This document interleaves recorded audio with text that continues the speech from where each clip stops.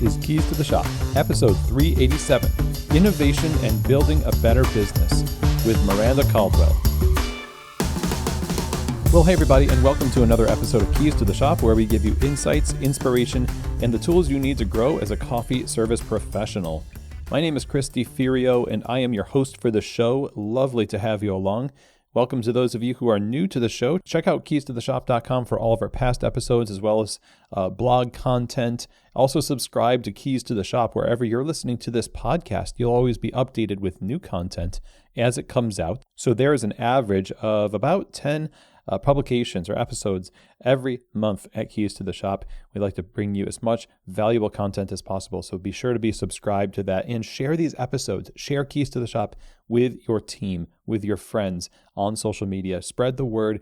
Now, Keys to the Shop is not just a podcast. It's also a consulting and coaching company where you get to work directly with me to help you solve problems, get support, and gain clarity for the road ahead, whether that's a new coffee business or you already have a coffee shop or many coffee shops, but you're seeking to refine your operations and take things to the next level with equality, people, and operations. There's a lot of ways we can work together through on-site assessments, one-on-one coaching, and all it takes is to reach out and have a conversation. To set up a free strategy call with Keys to the Shop Consulting, go ahead and email chris@keystotheshop.com, and we'll talk all about what's going on in your world and give you some feedback about where you are right now, and then how Keys to the Shop Consulting might be able to help you. So again, that email for Keys to the Shop Consulting, chris@keystotheshop.com. I will say that the best part about being in the industry now is having been in the industry a long time ago. And I say that because the level of coffee that we're drinking today is much, much higher, more consistent. That's thanks to knowledge, training, it's better farm practices, better roasting, also better brewing and better brewing equipment. One of the best pieces of equipment that you can get to bring the most out of this wonderful coffee is the Ground Control Cyclops brewer from Voga Coffee. Their award-winning technology gives you access to an incredible depth and range of flavors in your coffee. It's almost like getting to know your coffee for the first time. It's that much of a paradigm shift. The extraction capabilities of this machine are off the charts. It's not only a next-level batch brewer, but it also makes batch diced lattes, batch cold brew, tea. People all over the world are using the Ground Control for a host of different applications in their coffee shop. Go to groundcontrol.coffee to learn more, view testimonials, and where you can actually go to drink coffee from the Ground Control. If you're interested in leveling up your quality, creating efficiency, more profitability in your shop, this is the total package. I would recommend getting a Ground Control Cyclops brewer in your shop. Again, for more information, go to their website, groundcontrol.coffee. You may or may not be drinking coffee while you're listening to this, but chances are you drink coffee every day. That's one of the great things about the coffee industry is we have customers who come in every day for this habit, for this ritual, and we want consistency, we want quality, and if that's a pour over, a batch brew, an espresso drink, it doesn't matter. Now that extends out to plant-based beverages. If you're using oat or soy or almond, you want to make sure that what you're using is going to contribute to a positive experience because this is a daily thing for people. And one of the best products that you can get to accomplish that level of quality and consistency is the Barista Series from Pacific.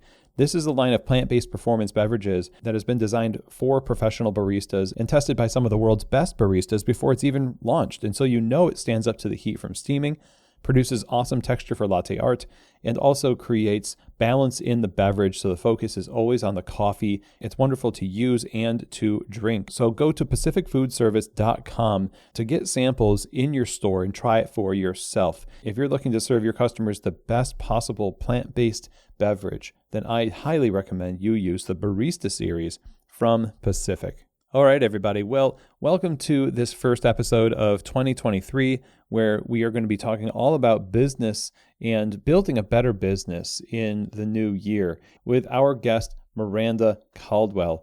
Now, Miranda is a coffee business coach and founder of the Coffee MBA, which is a community where she teaches business courses for the specialty coffee industry. Since 2000, she has held leadership positions at coffee roasting companies in roles spanning operations, procurement, quality, sales, retail, and education.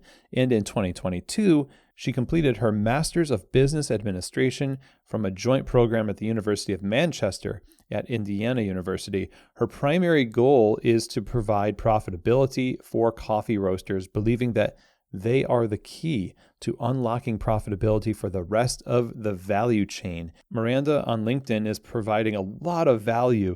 I really enjoy following her insights on her page where she posts about business, about innovation, and really getting down to the foundational level of what it takes to build a successful coffee business. And that's what we're going to be talking about with Miranda today. How can we build a better business?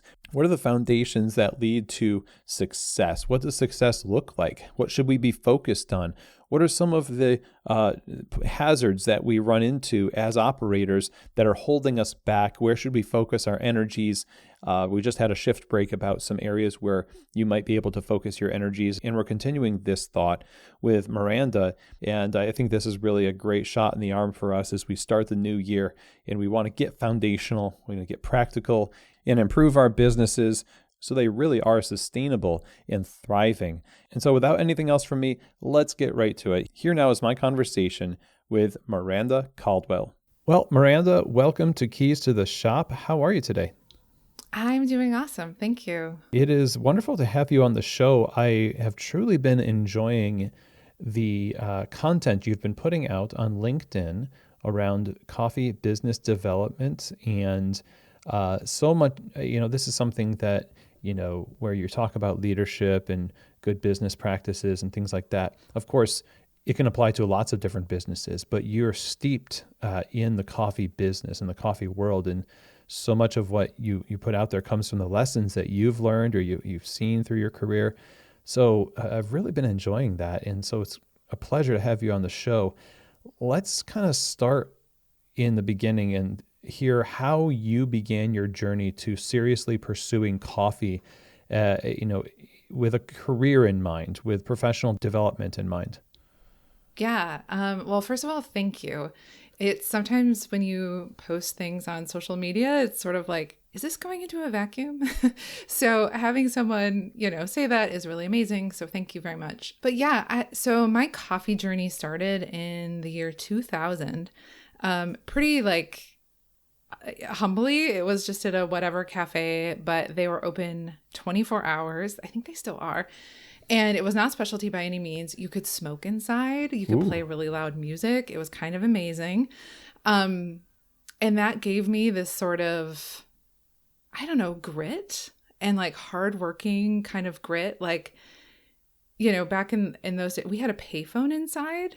And so being open 24 hours and having a payphone next to the bar, I think you can kind of imagine the types of things that we dealt with. And so, I don't know, I kind of just had this blue collar, hardworking mentality doing it. And it was really fun. And so I think if I didn't have such a fun first time coffee experience, I don't know if I would still be here. But, but in terms of taking coffee seriously, it was actually at my next coffee job. I got a job at a barista at a local coffee shop that was a roaster. So they roasted their own coffee, whereas the first one didn't. And they actually had a training program. And I remember learning, I had to take a test, a written test, and had to take a customer service test and all of these things. And it was the first time I learned that and they just, in broad brushstrokes said, African coffee tastes different than Latin American coffee. And I was like, oh, that's cool, and I quickly, within months, I was 20, and within months I was managing the cafe and doing doing all the trainings and timing baristas on the bar and, doing all of this stuff. And I think having that, that leadership experience and just being able to really dig in, it did something for me. And I kind of was in coffee off and on until I moved to Los Angeles in, I think it was 2009 or 10. And I can't really remember. And it was all right, well, I'm in LA. I moved to LA just because I loved it and I needed a job. And so I went to a cafe that was about to open. I think it's still there, called Paper or Plastic on Pico. And yeah. Yes, and they served intelligentsia. And so I got trained by intelligentsia, and it was like, whoa, I can do latte art. And oh my gosh, extracting espresso. It was like all of a sudden really brought it to this level that I really hadn't experienced before. And then it just sort of took off from there. And what's interesting is like, I never pursued coffee. It was just a business and an industry that like kind of met a lot of other needs for me. Like I always say that I spent 20 years trying to leave coffee. Oh, okay. And I did. I was always like, well, what else could I do? What else could I do? But I kept getting pulled back. And then I did. I finally left coffee like a year and a half ago. And as soon as I left, I'm like, wait, I want to come back. Like, I actually think I can help the industry, which has been kind of a brain scramble in a way of like, like, who am I? It's like this existential crisis. But, throughout my coffee career, I was able to really do so much. And I think that's what really stuck with me is I love education. I love operations. I'm a strategic thinker and like a big picture thinker. And so thinking about how the full system works has been really fun. And even kind of shifting some green buying programs and, I've done all kinds of different things in coffee. And I think that that's what has caused me to continue pursuing it, if that makes any sense. I think it makes total sense because when you first had that broad brush stroke comment about African coffees, they taste different.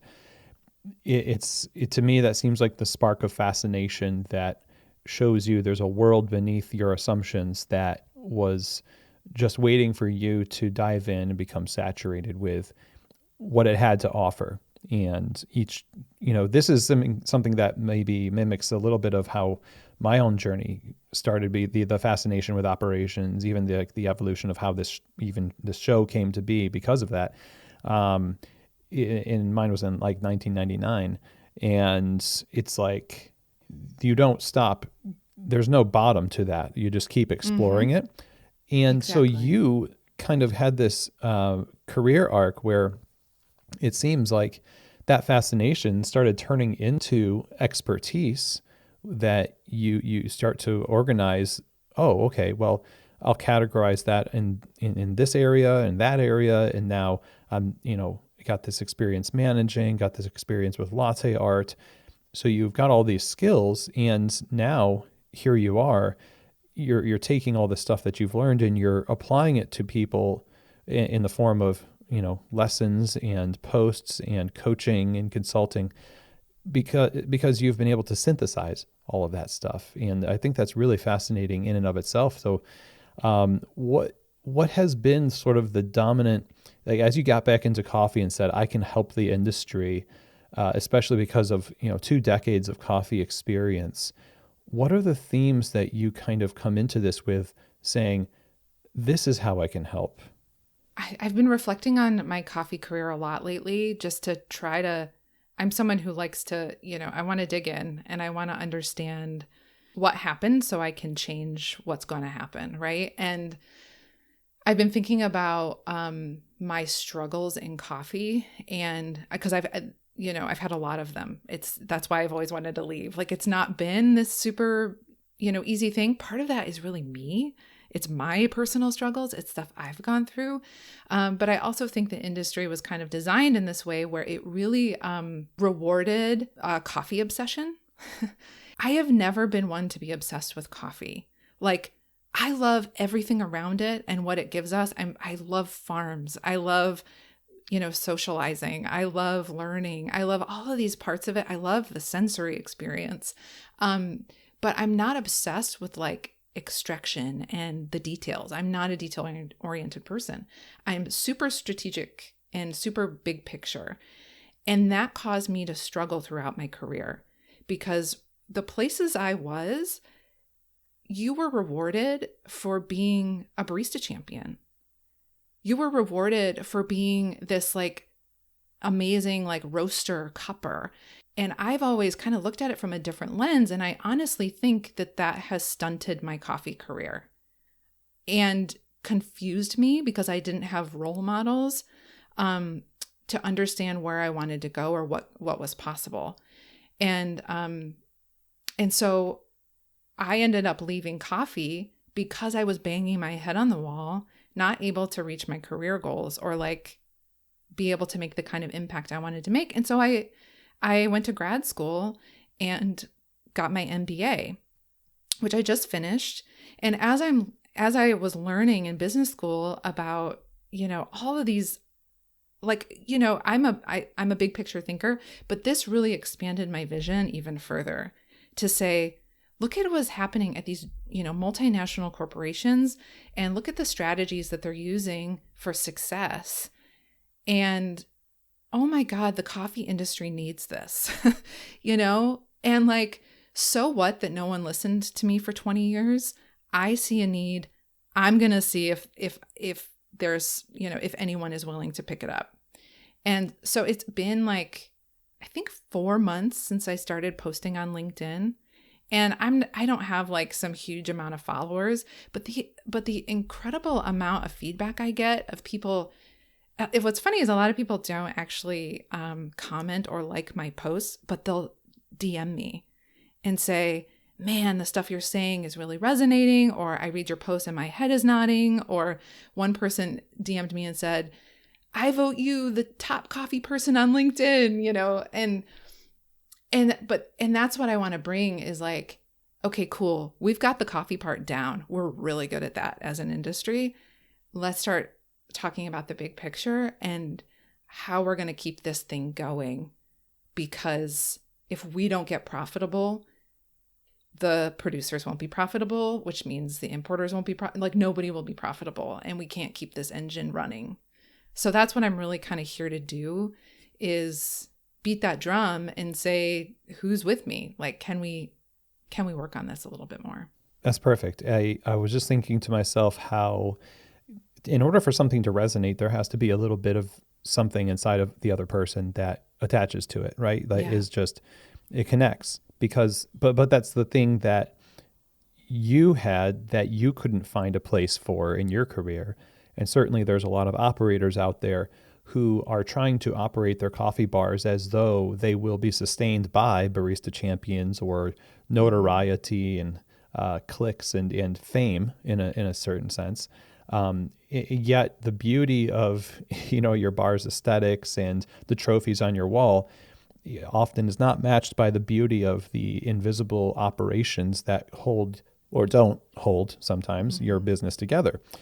And it's almost like, if I suffer from procrastination, which, I'm wanted to do, I will make my desk look beautiful. And I'm like, man, look how professional I look with my desk, but I'm not doing any work apparently. Yeah. And we do that when we think, maybe I'll tweak the recipe of my pour over, or, I'll go on and I'll check sales from the last, 5 years and compare where we were, make myself feel better about things. But, and so I love what you're doing is saying like, okay, but you could keep doing that and distracting yourself with the ways things have been. But if that keeps going, then you might not be around. Yeah. So Exactly. I really appreciate your perspective here. Yep. And we're going, 2023 is going to be tough, right? Like we're going to be squeezed. The pandemic, unfortunately, we saw a lot of coffee companies have to close, right? Especially cafes. But that was during a time when like people had extra money because of, all of the aid that we had. What about this time during this recession? Like, things could get really ugly. And what a wonderful time. It's like that feeling when you're just swiping your debit card and not looking at your balance and you're like, this is starting to feel weird, but I don't want to look. And it's like, let's look at the balance. Like, let's check it out. Let's see what's really going on. And that's the only way we're going to be able to make positive change. That's awesome. Yeah. So here now is the next question, I suppose, is we can define success lots of different ways. I'm interested how you define success, because I have a feeling it's different than the way that we might have been defining it in coffee shops in particular, cafe/roasteries. Mm-hmm. So what do you tell people is success in a coffee business? I really believe that the ultimate success is being profitable enough to pay everyone well. So your employees, the producers that you buy your coffee from, like everyone is being paid well while, you, the founder, are able to live the lifestyle that you want to live. So if one of those things is missing, I would challenge you and say that you might not be successful yet.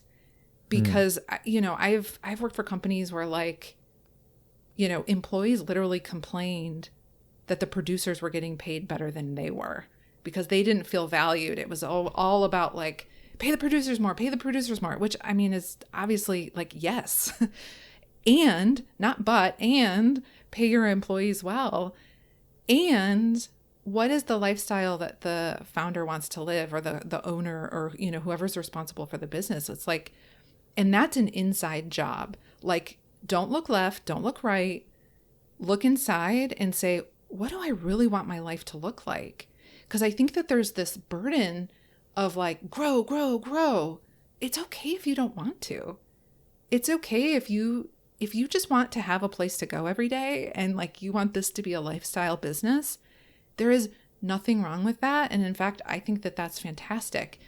But know that and build your business accordingly so that you can live the life you want. Your employees are taken care of. Everybody in the supply chain is taken care of. There's something about a holistic wellness that I think businesses should really be considering. How do we drop the ball in those areas? Because you just mentioned how the baristas were saying, well, they're getting paid better than we are. There's unintended consequences for even the most altruistic of motives in things that we do in our businesses, and the payoff for it seems to be more problems. And so I can see where somebody might be saying, well, I'm really, really trying, and I don't know what's going on here. What would you say to them? What is the missing piece here that allows those things to not be true in our businesses? Yeah, that's tough. They can be really complex, right? It's a system. It's like our body is a system. And to say that, one organ is off means that all organs are off, right? It's not, you can't just isolate one thing. And I think that sometimes we have a tendency to do that, even, in Western medicine and in business. And I think really, for me, it all comes back to taking inventory. Really looking at every aspect of your business, mapping it out. It's something I've been talking about in my newsletter. Can you really look at what's happening? Dig in and spend that quiet time doing that to see, where you might be bleeding, to see where there are some opportunities for change. And it can be really small tweaks. It can be incremental change that is kind of getting you toward your goals. So it might be something some bottleneck in your roastery operation is causing you to spend a lot of money on labor and on, whatever it is. Okay, work to fix that bottleneck. But you're not going to know that it's there unless you look at it, unless you take the time to investigate it. And founders, for example, they're just one person. You need help, ask for help. There's nothing wrong with that. And so I think really evaluating circumstances, evaluating costs, not being afraid to look at the numbers, and the human element, checking in with the team. It's it's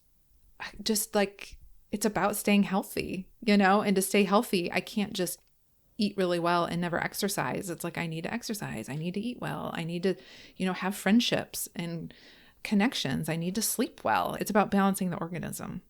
Balancing the organism. I love that. You mentioned this earlier, you can open a coffee bar and not want to grow, and it's a lifestyle business. But what you just described is a lifestyle also. Mm-hmm. That a multivariate approach to business means that it's not just that isolated thing. You do address the bottleneck, but the ripple effect of all of these things together creates what inevitably is going to be the result of how people perceive your brand and how liquid you are, and later in your business. I think sometimes the reason why people don't start looking at things is because they intuitively know that there are a lot of places to look. And so help us figure out, where are maybe the top few places that we should start looking when we want to take inventory and begin making a change.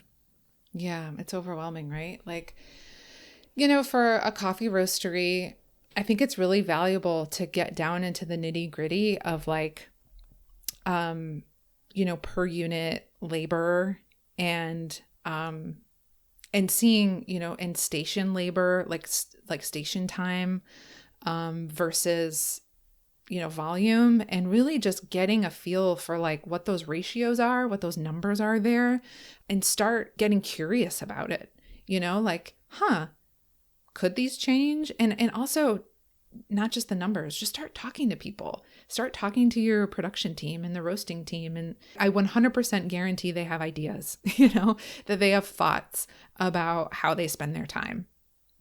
And investigating. And again, in the cafe, stay curious, ask your customers, ask your team, what's really frustrating about ordering coffee from us? Could you ask that question? And I think that just starting, it's almost like, who cares where you start, just start.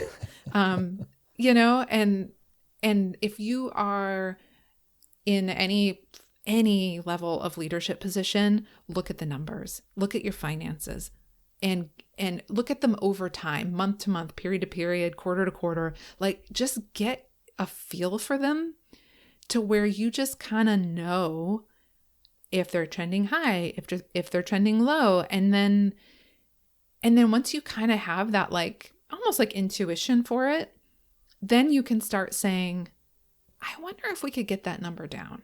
What would it take? I worked at a company once where, obviously there's two ways to improve your profit: sell more or spend less. And we were working on the sell more, but we also just really needed to spend less. And there was an audit of like all the credit card expenses that everyone was, all the sales team and everybody was spending. And all they did was ask, hey, could you spend less? Could you do this? And we saved like, tens of thousands of dollars just by asking that question and by looking. So I think that these are like, I know this isn't super like specific, but it's going to be different for every business, and you're not going to know it until you start digging in. I feel as though people want to be perfect in their first step. We were earlier in the show, this past month, talking about imperfect action and just starting, like you said, and, personally, there was a time in my life where I just didn't, like, I was a barista and working in coffee, but I mean, that was it. I wasn't really doing anything else physical. And, as you get up there, and I'm past the 40s, in mid 40s, it's like, really have to start, amping things up a little bit, but the discipline just wasn't there. And so you start with a small step of like taking a multivitamin every day. And then you build on that, And so I hear you saying this. I'm like, yes, you're right. It really doesn't matter where you start, as long as it seems like a habit that you build for yourself that starts applying to everything, where if you tried to do everything at one time, it feels like that could be overwhelming. Like if I just like got a gym membership and then, started doing 12 different things at once, I'd be like, well, screw this, I don't have time. But building slowly, I suppose, might be a good way to do it. Absolutely. It's so funny. It's a great lead into the newsletter that's going out this Friday is about process innovation. And I talk a lot about incremental change. And there's this book, I don't know if you've heard of it, Atomic Habits by James Clear. Oh my God. It's like, yeah, just little things add up, and that's what's happening with me on LinkedIn, right? It's like, I'm just posting every day. That's all. And being honest and saying it like I see it. And I mean, you asked me to be on your podcast. It's like stuff just happens if you just keep at it. You have to, as they say, like put in the reps, right? So, and I'm not good at that. Like most of us aren't. And so, whatever it takes to just, and especially in a business, like build a culture of that, build a culture of investigation and curiosity so that you're not doing it alone. Everybody's kind of helping you on that same mission. And, I should say, like, I hugely, hugely, hugely believe in having clarity of vision and mission for your business. And if you don't have that, then like, what is everybody really rallying around? But if that's clear, then you're going to also know more where to look, right? Like people will be really invested in the business if they understand why they're there. Okay, so there's a few things that come to mind on that is, okay, so success, as you defined it earlier, is profitability in the order of being able to be generous with your finances, to pay your people, pay the farmers, live the lifestyle that you want.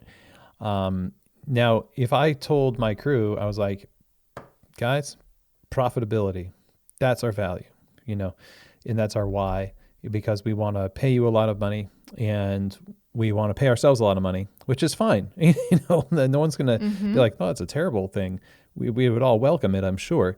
However, it doesn't resonate as much as other kinds of more transcendent kind of values that we can also put into play, which would be unique to the cafe. But when we start introducing the idea that we're going to have a culture of curiosity and investigation, and we want to rally around something, how do we create a good rallying point that will resonate with our team? Yeah. Well, and I will say profitability is only important because it's a business. Like it's not a business without profitability, right? It's a nonprofit or it's a, about to tank into the ground, whatever. But like the vision, so profitability has to be there in order for you to keep going. But the vision of the business, kind of the mission of the business, I mean, in order for people to really rally around it, I think it needs to be authentic. Like, and lived every day. I mean, there's only really one company that I worked for where I can still today recite our core values, like they were just such a part of the business. And they still are, and they're recognized as an industry leader because of it, because they speak it, they live it, they do it. And I was never wondering what choice to make because I knew what we were all about. And, honestly, very few coffee companies that I've seen are that clear. Like, like Cat and Cloud comes to mind. I listened to you interviewing Chris Baca. Like those dudes, like, what they're about. Like, and it was fun to hear him talk about, the evolution of that. You're not going to get it right away. Mm-hmm. Like, yeah. Really clarifying what your vision is and what that culture is at your company. But but that is so authentically them. Like if Chris and Jared, that this is them and Charles. It's got to be true and it's got to be clear. I think those are like two really big points. And if you can't talk about it openly, if you can't clarify it, if you can't speak to what it means and where it came from, like it, maybe keep workshopping it. Wow. Yeah. So that's like maybe the first layer of curiosity and investigation is into your own why, your own values. And that conversation with Chris, there's a clip talking a bit about that actually for a look back at the lessons of 2022. It would be like the end of this year.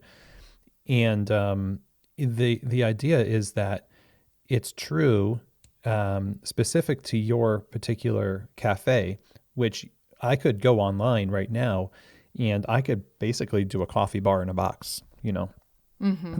I could order myself a coffee bar, complete with values, in fact. But when the pressure is on it, I suppose it's really not going to be true about you because it's not lived, and it can't really be lived unless it's true. So, that's really good advice. And now you mentioned the MBA program in the world of business in particular, and I imagine that as you got back into the coffee industry here, thinking, the coffee industry needs this stuff that I'm learning not only in this MBA, but the things that have crystallized for me from my experiences in coffee while pursuing this MBA. What were those things in particular? It's something I talk about a lot on LinkedIn is thinking about product. Like I remember the day during my MBA program where I was like, oh my God, coffee is a product, which sounds so stupid, but like a bag of coffee is no different from a pack of Oreos that's sitting on the shelf. Like it is a CPG product. And we don't treat it that way. We treat it as something holy and as something artful. And I think that that's awesome. And I love that about coffee. I also love that like it's where like artists and misfits and musicians like go to have a career. It's kind of my favorite. I have my undergrad is in art history, and my husband's a musician, and I'm into all of that. But it's still a product, which means it needs like a development process. It needs innovation. It needs to be, to have like requirements. Like who is this product for, and what is it meant to do in our lineup? Instead, we've just subscribed to this like, well, we have a couple blends, and we have ever revolving list of single origins, and that's just how we do it. And like we've just accepted that, like, okay, this is how we do it, and this is how we're going to keep doing it. And what I really learned is, every company has, all these large multinationals, the way that they stay successful, and sure, they're beholden to shareholders, so that's a whole other thing, but like they have really robust innovation pipelines and product development teams, and they do R&D, and they do massive consumer research and marketing campaigns. Like these are all things that you really don't see in the coffee industry. And we just tell the story. We just say, okay, this is the farm it came from. This is the story of this farmer. This is the elevation. This is what it tastes like, and we just copy and paste instead of saying, well, I don't know, what could this be? And then we look at companies like Nestle, which I'm not even going to get into. I wrote a research paper about them. So I could talk all day about that. But like, we say, Nestle's doing it, or these giant companies are doing these things. Well, that's not specialty coffee. Okay, but they're taking over the world, and they are driving consumer demand. So if consumers are now demanding it, guess what? They're going to eventually demand it of specialty coffee. And if we're constantly behind the eight ball, like what's going to happen to the industry? So these are the kinds of things I'm thinking about, like of this kind of global network, and really thinking, and like I said earlier, like my brain thinks in strategies and thinks down the road. Like I see down the road, and I just am not seeing coffee companies really think that way. And it's not because I'm special. Unfortunately, it's made me struggle. But seeing, I'm not going to go work for McKinsey or some consulting firm. Like I want to use my knowledge to help the industry that I love and that raised me. McKinsey feels like, at least from what I know about McKinsey, it's like the Nestle of consulting.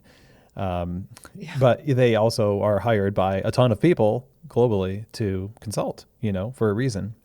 And they're amazing at what they do. They're fantastic humans. Maybe the company at large is like, whatever you might think about them, but like, they're made up of these humans that are like super sharp, and they are like executing in all these interesting ways. And it's like, where's that energy in specialty coffee? Yeah. Where's the sharp, savvy, like, let's try this and let's do that. Like, let's not give our power away to these multinationals. Like, let's do it. It's arguable that the sharp, savvy people are usually and maybe predictably demonized by people who are still stuck in the idea that it can only ever be a countercultural, revolutionary, small industry, an art-focused industry, as you were talking about, and Yeah. but to have that big impact, I think we've got away from this a little bit in our minds, but not maybe in practice. The idea of selling out, quote unquote. But there's a reason why these companies can have big impact, and it doesn't mean that you have to sell out to actually take a page from the strategy playbook. It's like you want big impact as a small business, but want to think small and act small, then it doesn't seem like that's going to happen. They don't have a monopoly on coffee product innovation. They just don't. And if we don't start thinking about coffee beyond a bag of beans, like we're just going to get out innovated and consumers are going to leave because Nestle, Nestle has Blue Bottle. That's going to continue, I'm sure, to be their specialty coffee R&D arm, and same with the, Rostellier, and like they're pushing, they're going places. On one hand, they're the big bad wolf. On the other hand, they're our greatest teacher. And I think we should take the lesson. Well said. It's interesting because a lot of what corporations have done has been informed by the larger movement of specialty coffee. And it feels like they've done more with what we created than we've done. Yes, they're doing their research. Like any good company should. They're seeing what's out there. They are doing the research and investing in that. And so, yeah, it's like, come on, y'all, let's not let this happen. Exactly. So let's talk strategy then and talk about how we can start evolving the way that we view the product that we center our businesses around. What are the first steps for us to build and grow our businesses in the right direction? We might have a business now that we've been operating a certain way for a while. So there might be some inertia to start doing these things, but what might be some first steps? Let's say that we're, getting curious about what's going on with our product.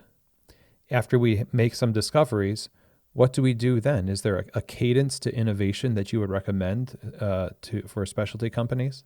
It would be a dream if every coffee roasting company had an innovation pipeline and they had, people dedicated to doing those thought exercises and that consumer research. And now, so if I'm, a coffee roaster and I want to figure out how to get started with innovating, I would really look at my competitive advantage. Like, where is it that I play?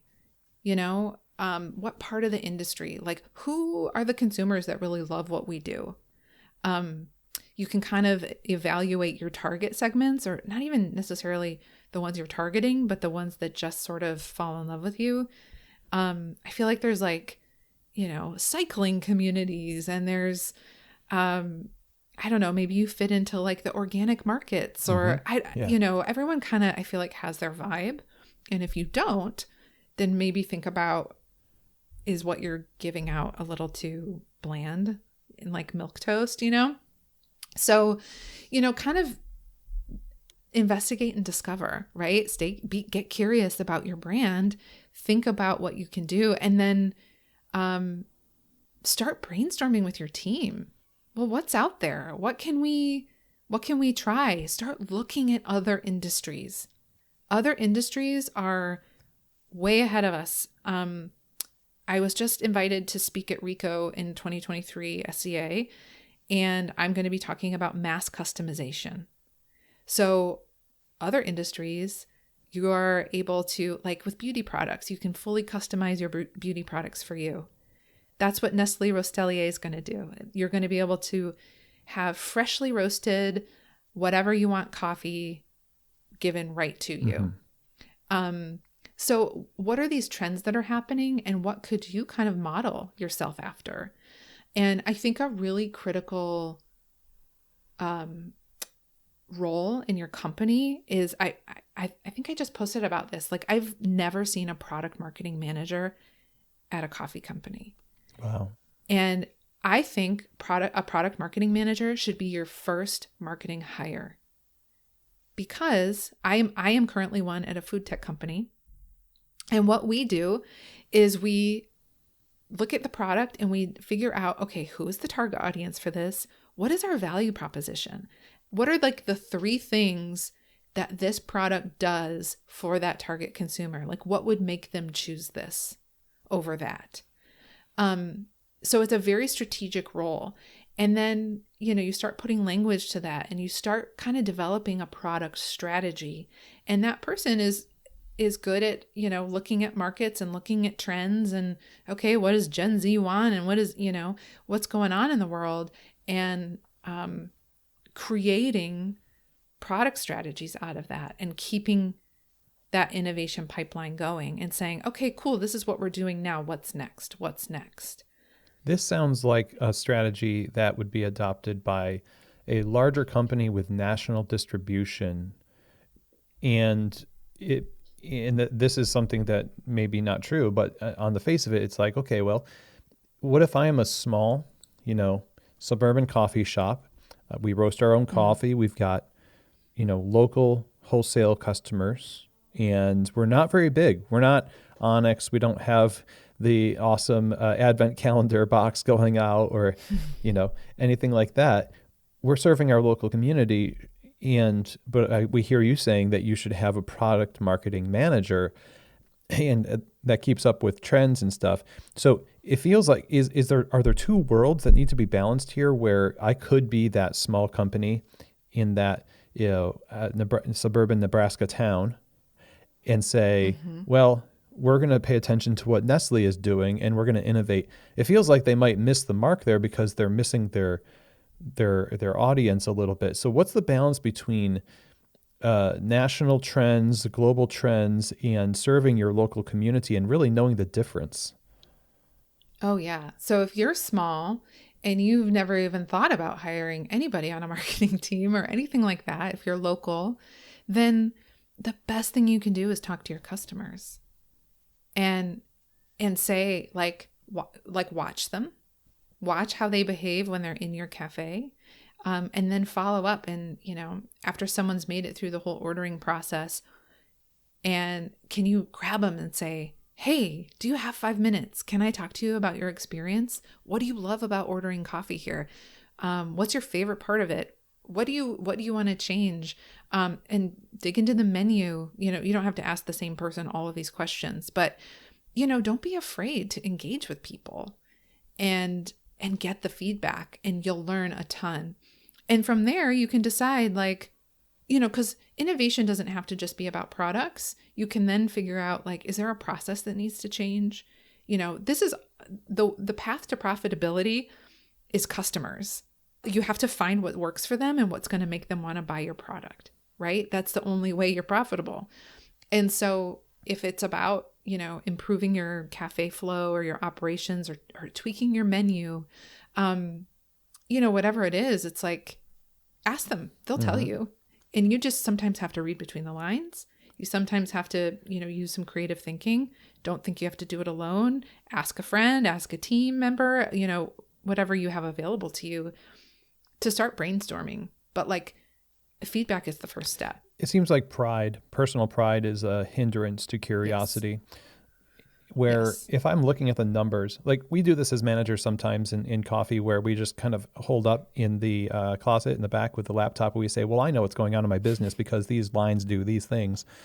And that's how I'm going to manage the cafe. But we don't get out there and talk to the baristas or the customers.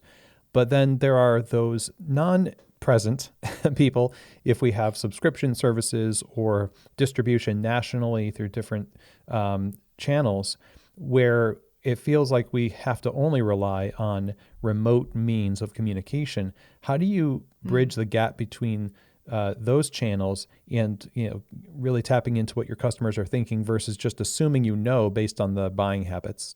Yeah, there are some, in some cases free and very easy to use survey platforms, like Typeform or something like that, where you can embed that in an email, or, if you have an email list, if you have a subscription program or even just orders, you could probably put it on like an order confirmation page and just ask nicely if people will take your survey.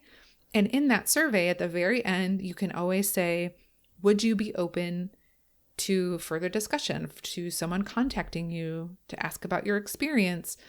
And like, there's really no excuse in a way, especially these days. It's like you have that contact information.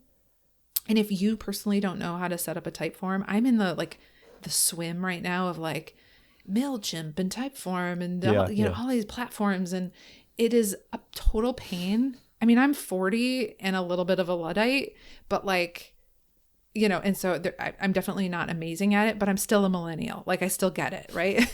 But it's still hard for me. And so if you're struggling with that, like just ask for help. Ask, if you can I give you a free bag of coffee if you help me set up this survey and embed it in my email or my, order confirmation page. And honestly, I really feel like people want to help. At our core, if we love a brand, like I always want to help a brand get better. And I don't know if this is from like my cafe days of like, I want to give you feedback on my experience so that you can make it better. And so I think just asking, just get out there and you can even Google like, what are good consumer survey questions? Because you don't just want to hear about satisfaction. You want to get specific and, try to ask questions that are really directed. So you get really clear answers instead of like, do you like us? What check yes or no. Yeah. Like what struggle did you have, when you were ordering or receiving your coffee or, whatever it is. So I think just asking.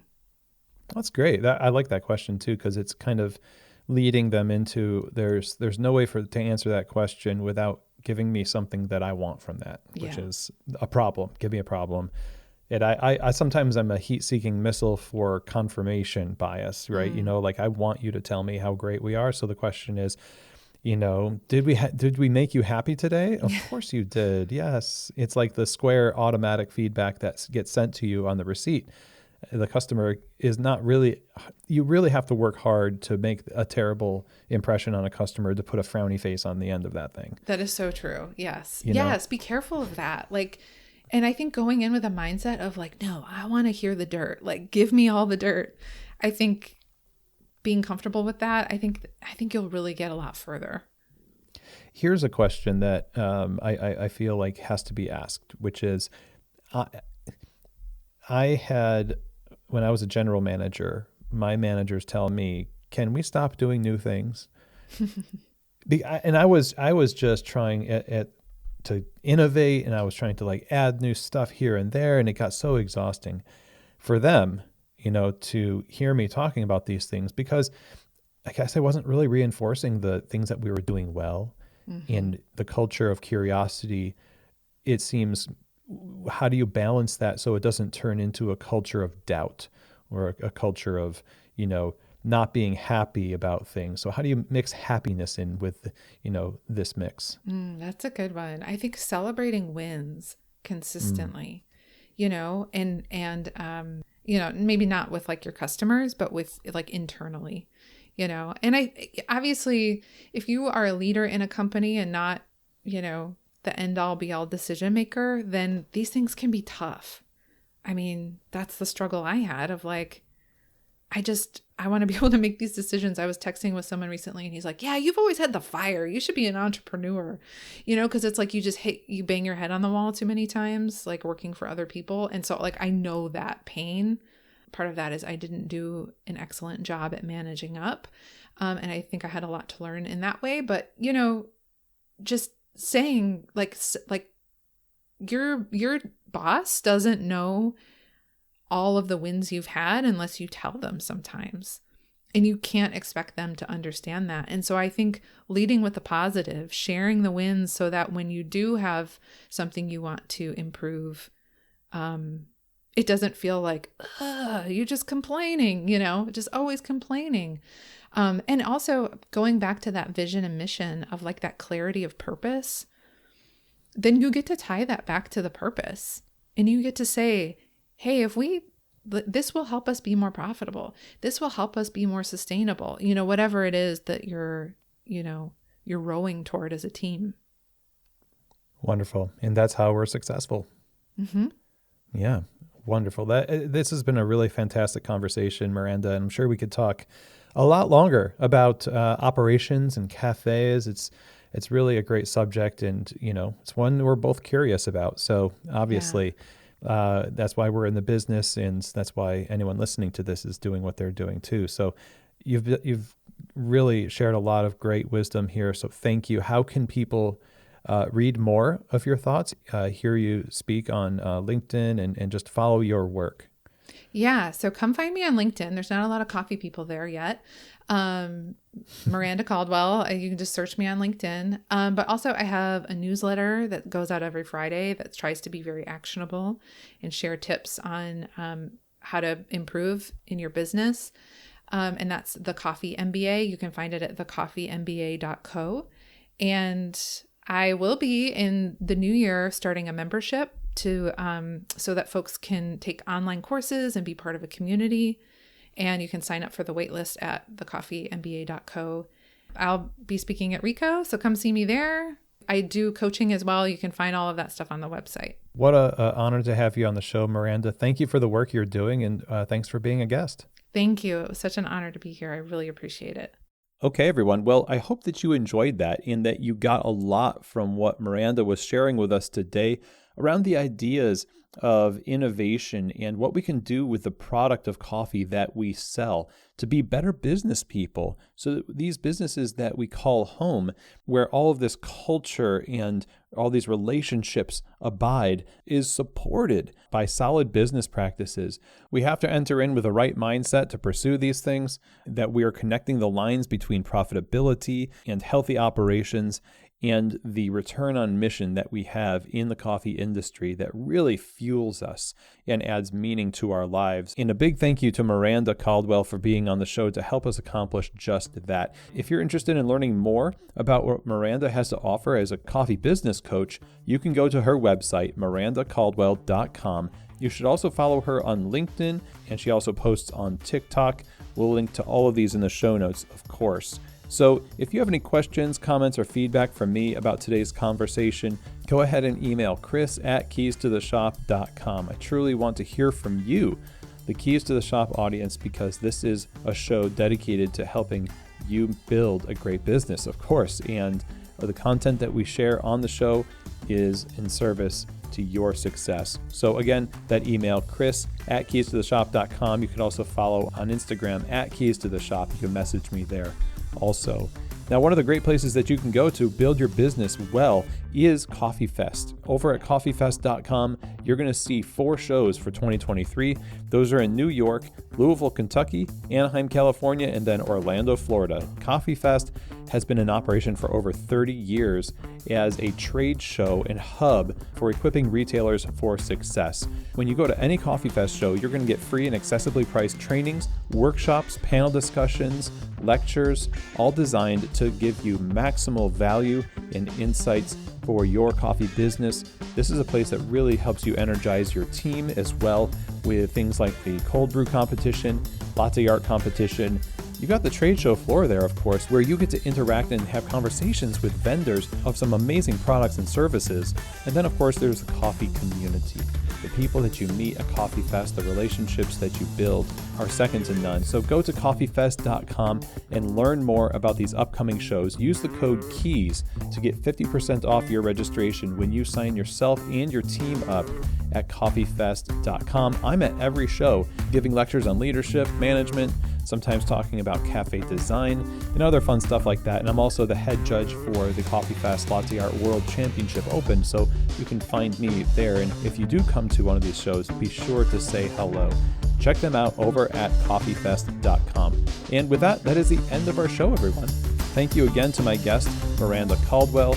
Have an amazing day. And as always, I hope this episode has truly given you keys to the shop.